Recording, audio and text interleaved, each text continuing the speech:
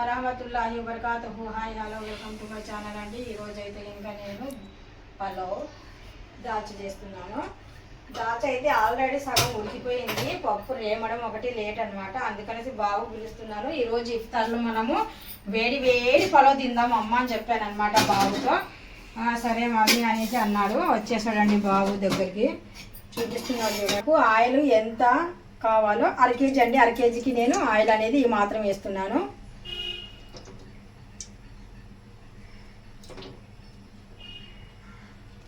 ఇక్కడ మనకు సరిపోయినట్టుగా లవంగాలు అనేటివి తీసుకుంటున్నాను. మనకు పలావులో మాత్రం కంపల్సరీగా లవంగాలు ఉండాల్సిందే. లవంగాలు ఉండాలి, దాల్చిన చెక్క ఉండాలి, మిరియాల పౌడర్ కూడా ఉండాలి. మన దగ్గర ఇప్పుడు ప్రెజెంట్ మన ఇంట్లో ఏమున్నాయో నేను అవే వేస్తున్నాను, సరేనా. ఇక్కడ దాల్చిన చెక్క, మనకు నూనె అనేది బాగా హీట్ ఎక్కిందండి. ఆ తర్వాత మనం ఇందులో ఉల్లిపాయలు అనేవి యాడ్ చేస్తున్నాను.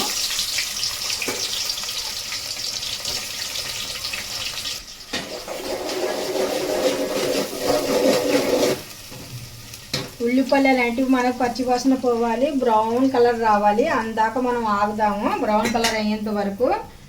ఇప్పుడు మనం ఇక్కడ మాత్రము పుదీనా తీసుకున్నామండి. ఇక్కడ ఫ్రెష్ అయిన కొత్తిమీర కూడా ఒక కట్ట కొత్తిమీర నేను పేస్ట్ చేసి పెట్టుకున్నాను. పలావ్కి మీరు మాత్రం కంపల్సరీగా అల్లం వెల్లుల్లి పేస్ట్ కాకుండా కొత్తిమీర కూడా యాడ్ చేస్తేనే మీకు రుచికరమైన పలావ్ రెడీ అవుతుంది అండి. ఇప్పుడు ఇక్కడ నేను సరిపడినట్టుగా అల్లం వెల్లుల్లి పేస్ట్ కూడా నేను ఇందులోనే యాడ్ చేసేస్తున్నాను. అల్లం వెల్లుల్లిలో పక్కన సరిపోయినట్టుగా తీసు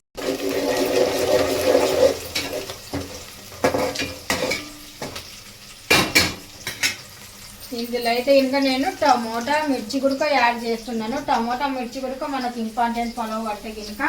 క్యారెట్ అది మీ అంటే మీ చాయిస్, క్యారెట్ వేయాలి అనుకుంటే వేయవచ్చు, క్యారెట్ లేకపోయినా పలావ్ తయారవుతుంది మనకు.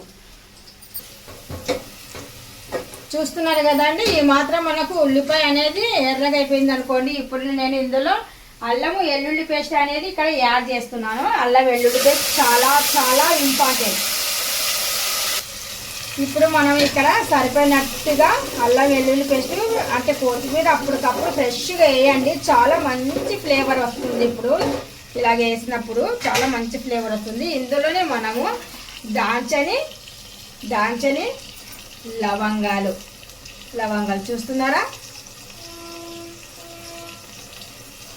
ఇప్పుడు ఇందులోనే మనము కొద్దిగా కడిగి పెట్టుకున్న శుభ్రంగా కొత్తిమీర కూడా యాడ్ చేసేస్తున్నానండి. కొద్దిగా పచ్చివాసన పోయేంత వరకు మనము ఒక్కసారి ఇలా కలిపేసి వదిలేద్దాము. మనకి పలావ్ అంటే ఒక నిమ్మకాయ అయినా కానీ సరే పడాల్సిందే. నిమ్మకాయ లేనిది మనకు పలావ్ అనేది అంత టేస్ట్ అనేది ఉండదు. అందుకనేసి ఇక్కడ ఒక్క నిమ్మకాయ అనేది నేను పిండేస్తున్నానండి ఒక గిన్నె తీసుకొని. ఇందాక మనం పుదీనా కడుక్కొని పెట్టుకునేదే, సరేనా. చూస్తున్నారు కదా, ఇప్పటికి అప్పటికి మన కలర్ అనేది కొద్దిగా డిఫరెంట్ వచ్చింది కదా, చేంజ్ అయ్యింది కదండి. ఇప్పుడు మనం ఏం చేయాలంటే అల్లం వెల్లుల్లి పేస్ట్ అంతా వేగిన తర్వాత ఇక్కడ మనము క్యారెట్, టమోటా, మిర్చి. క్యారెట్ చెప్పాను కదా, అది మీ చాయిస్. టమోటా క్యారెట్ కావాలంటే వేసుకోండి, లేకపోతే లేదు. మామూలుగా అయితే నేను ఇంట్లో ఉన్నాయి అనేసి క్యారెట్ కూడా వేసాను. ఎందుకంటే ఈరోజు మేము ఉపవాసం ఉన్నాం కదా, మరీ హెల్తీగా తింటే కింద హెల్తీగా బాడీకి బాగుంటుంది అనేసి నేను క్యారెట్ అనేది యాడ్ చేస్తున్నాను. మళ్ళీ వెజిటేబుల్ బిర్యానీ సపరేట్ అయిపోతుంది, అందుకనేసి చెప్తున్నాను అనమాట. మీరు వేయండి లేకపోతే లేదనేసి, సరేనా. ఇందాక నేను పప్పు చెప్పాను కదండి దాల్చా అనేసి. నాకు మటన్ చికెన్ కన్నా దాల్చా పలావ్ అంటే నాకు నిజంగా అండి చాలా చాలా ఇష్టం. ఇదిగోండి పప్పు అనేది మనకు బాగా ఉడికిందండి. పప్పులో నేను టమోటాను, పసుపు, శనగపప్పు ఈ 3 వేసేసి టమోటా వేసేసి ఉప్పు పెట్టాను అనమాట. అంటే ఇంకా 3 విజిల్ వచ్చేంత వరకు మనము అలా వదిలేసాము. 3 విజిల్ల తర్వాత బాగా పప్పు నలిగింది. ఇప్పుడు పప్పు గుత్తి తీసుకొని బాగా రేవేస్తాను. ఇప్పుడు పప్పు గుత్తి అనేది ఒకసారి శుభ్రంగా కడుక్కుంటాను, అది కూడా గమనిస్తారు కదా మీరందరూ. జోకు కడగంది చెయ్యంది రజ్జ ఏ వంట చేయదు కదమ్మా. ఇంకా ఇక్కడ మనం ఏం చేస్తున్నాము, పప్పులో మనం పప్పు గిత్తి పెట్టేసి శుభ్రంగా నలగొట్టేద్దాం. బాగా మెత్తగా పేస్ట్ చేయాలండి. దాల్చా పేస్ట్ అనేది ఎంత మెత్తగా ఉంటే అంత బాగుంటుంది. దాల్చా చాలా టేస్టీగా ఉంటుంది అనమాట.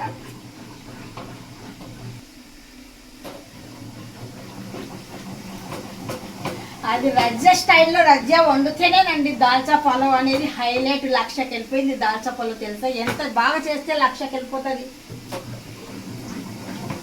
ఇప్పుడు బాగా పప్పు మనకు వేడిగా ఉన్నప్పుడు పప్పు గిత్తితో మనం ఇలా రేమేమనుకోండి బాగా పప్పు అనేది నలుగుతుంది. చూడండి బాగా ఫాస్ట్గా అయింది. ఇక్కడ ఇది పిలుస్తుంది నాకు పలావ్ రారా అనేసి. చూద్దాం ఒకసారి, రాండి.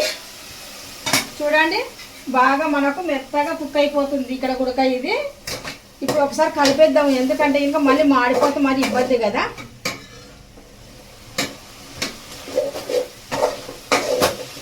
మసాలాలు బాగా వేగాలి. బాగా మసాలాలు వేగేంత వరకు బాగా వేగనించండి. ఇప్పుడు మనకు మిర్చి కూడా కొద్దిగా బాగా కుక్ అవ్వాలి, మెత్తపడిపోవాలి అందులో. అప్పుడైతే ఇంకా మనకు మంచి టేస్ట్, ఆ కారము ఆ ఫ్లేవరు చాలా బాగుంటుంది అనమాట. అదేదాకా ఈరోజు మనము ఉపవాసం ఉన్నాం కదా, దాల్చా పలావ్ శుభ్రంగా వండుకొని అల్లాహ్ దువా చేసుకొని దాల్చా పలావ్ తినేద్దాం సరమ్మా.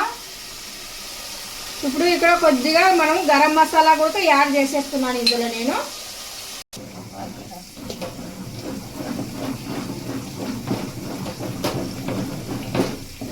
ఇప్పుడు మనకు పప్పు కూడా రెడీ ఉంది. ఇప్పుడు పప్పులు వేసేటివి అన్నీ నేను ఇప్పుడు యాడ్ చేస్తానండి. ముందుగా ఇక్కడ రైస్ కుక్ అవుతుంది. అటు రైస్ కుక్ అవ్వడం కాదు, బాయిల్ అవుతుంది. బాయిల్ అవుతుంది అంటే వాటర్ వేస్తే బాయిల్ అవుతుంది కదా, అందుకని ఇక్కడ రెడీగా ఉంది మొత్తానికి. ఇప్పుడు మనం ఇందులో వాటర్ అనేది యాడ్ చేసేస్తున్నాను. అంటే మనం 1/2 కిలోకి ఒక చెమ్ము అండి, 1/2 కిలోకి ఒక చెమ్ము అనేది వాటర్ నాకు పడుతుంది. ఇక్కడ కరెక్ట్గా 1/2 కిలో తీసుకున్నాను రైస్.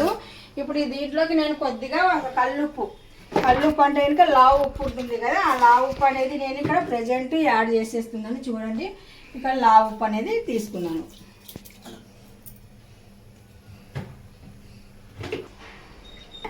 ఇప్పుడు మనం సరిపోయినట్టుగా దాల్చా చేసుకోవాలనుకుంటే కనుక మనం ఇప్పుడు వరకు చింతపండు అనేది చింతపండు గుజ్జును తీసి వేసాం కదా, ఇప్పుడు మనకు సరిపోవాలి అనుకుంటే కనుక వాటర్ అనేది యాడ్ చేయాలి. మనకి ఎంతైతే సరిపోతుంది, మన ఇంట్లో ఎంతమంది ఉన్నారో అంచనా చూసుకొని ఈ పప్పు మనం ఎంత వేసామో దాన్ని కూడా చూసుకొని అలా వేయాలి. వేస్తే ఇంకా మనకు థిక్నెస్ చూసుకోండి ఒకసారి.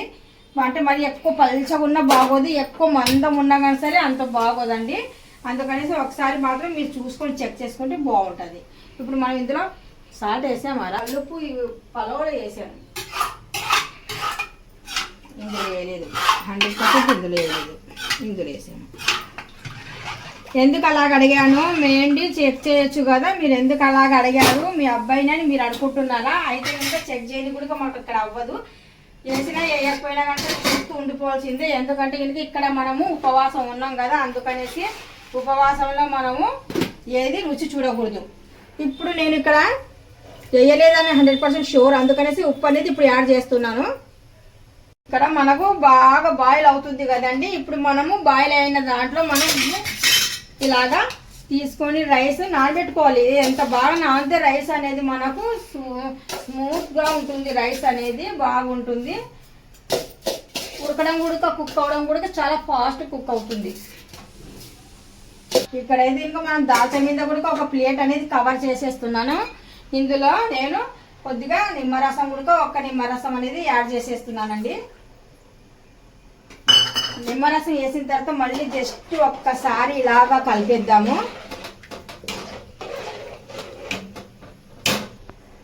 ఇప్పుడు ఇందులో మంచి ఫ్లేవర్, అంటే ఇంకా ఫ్లేవర్ రాదండి, మంచి ఘాటైన ఫ్లేవర్ ఇస్తుంది. ఇప్పుడు చివర్లు వేయండి మిర్చి. మీకు మొదటి నుండి వేసామనుకోండి మనకు అంటే పప్పు రేగుతాం కదా, అప్పుడు అలిగిపోతుంది. అందుకనేసి నేను అప్పుడు వేయలేదు, ఇప్పుడు వేస్తున్నాను. ఇప్పుడు ఇందులో కొద్దిగా ఫ్రెష్గా కొత్తిమీర కూడా యాడ్ చేస్తాను.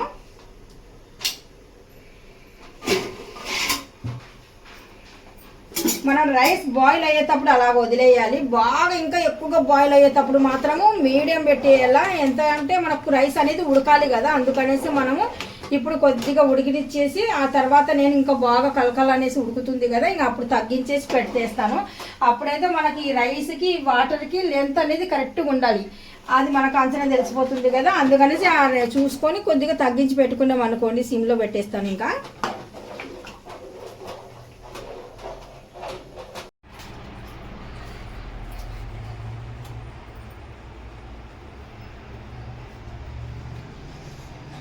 ఇప్పుడు మనం ఇక్కడ చివరిలో కొత్తిమీర అనేది యాడ్ చేస్తున్నాను. చూస్తున్నారు కదా, మనకు చక్కగా బాయిల్ అవుతుంది. ఇలాగ బాయిల్ బాగా అవ్వితే మనకు రుచిగా వస్తుంది అనమాట దాల్చా. ప్లేన్ దాల్చా అండి, ఇందులో నేను ఏమి వేయలేదు. మీరు కావాలనుకుంటే దీంట్లో టమాటా పండ్లు, వంకాయలు ఇవన్నీ, టమాటా ఒకటే యాడ్ చేశాను, అంతకుమించి ఇంకేం యాడ్ చేయలేదు.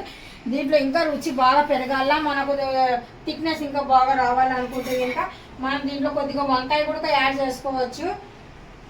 ఇప్పుడు వంకాయలు అయితే చెక్ చేశాను, కానీ వంకాయలు అయితే నా దగ్గర లేవు ప్రజెంట్, అందుకనేసి నేను ఇందులో వంకాయలు కూడా యాడ్ చేయలేదు. మామూలు ప్లేన్ అంటే ప్లేను, చాలా ప్లేను, మా పిల్లలకు మరీ ఇష్టమైన ప్లేన్ దాల్చేది.